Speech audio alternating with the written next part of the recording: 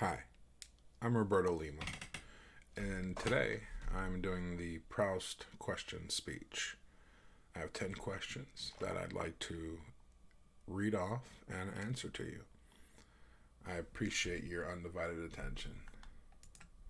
Let me go ahead and pull up the questions on my PC here. Let's see. First question: what is your current state of mind? I picked this question because I think my current state of mind is unlike anyone I had in the past, and basically, money suddenly is very important to me. I I count every penny now. I pinch every penny. Any purchase I make, it has to be one of necessity. I just basically recently have become money woke. When previously, any money I would come across, I'd find a way to spend it. Now I'm finding different ways of saving it and investing it.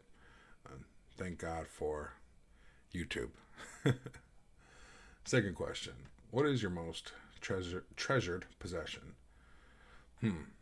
I mean, I guess you can consider children a treasured possession, and I would say my children. I have one son, and I have a second child who is still in utero, and those are my two greatest possessions. They're the reasons why I do anything that I do.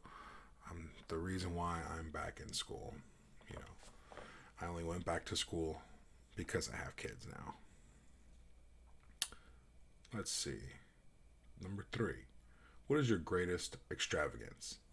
This is a good question because the first question I made it about money and my state of mind, and a lot of the other questions will probably tie into that. Excuse me, especially what is your greatest extravagance? Well, at this point, I don't spend money on nothing. But when I go to the grocery store, I buy name brand. Even though I'm pinching every penny and I'm trying to save that money, I do not buy great value. I do not buy Publix brands. I don't care if it saves me $1 or $2. Honestly, if you have a refined and sensitive palate as your friend Rob here does, you can taste the difference. The quality is extravagantly, is that the right word? It's a huge difference. Let's see. Number four. On what occasion do you lie? Boy, every single day at work, I am the biggest liar. I am just this phony character of myself because I work in customer service and I answer phones, and people are mad 99% of the time when you answer that phone. So you gotta finesse them. You gotta smooth talk them. You gotta let them know, that you're gonna do everything you can, even if there's nothing you can do. It's just the way it is. So basically, the occasion that I lie, whenever I can, at least to a stranger. People I know, people I love, don't bother lying. You'll eventually get caught. Where would you like to live? Again, money is the motivation here, and Portugal is looking good for retirement. I'm trying to reach FIRE, which is a community online that stands for Financial Independence Retire Early.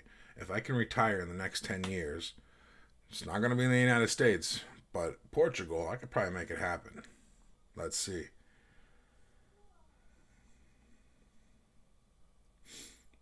Where would you like to live? Let's see. Number six. Who has been the greatest influence on you? Again, this would have to be my children. The only reason why I went back to school like 4 years now is because I had my first child. He's 6 now. But it took me some time to realize, hey, if you want to provide for this little one, you're going to have to step it up. You're going to have to increase your self worth, your self equity. And going back to school at the time was the only way I could think of doing that. Now I'm money woke, and that's because the second baby's on the way. Thank God. I probably would have continued living life, being crushed every day by credit card debt that I thought was just normal to have. Definitely, it turns out it's not normal to just sit on high interest debt. Thank God my second baby came to teach me that. Let's see. What is your greatest regret? Boy, This was an easy one for me to answer. I mean, I live life with regret all the time. I regret things all the time. I know they tell you shouldn't do that. I just can't help it. It's just how my mind works. But one thing I really regret is not going to a 4-year college after high school. I mean, I'm already 33 and I still think about that all the time. But, and it's not necessarily for, like the wisdom I would have come across or but more so the experiences I would have experienced, the giant parties and all the craziness you see in the movies. I don't know. I feel like maybe I missed something. Anyways, who's your favorite writer? Well, when I got to this question, I felt like I was running out of interesting questions.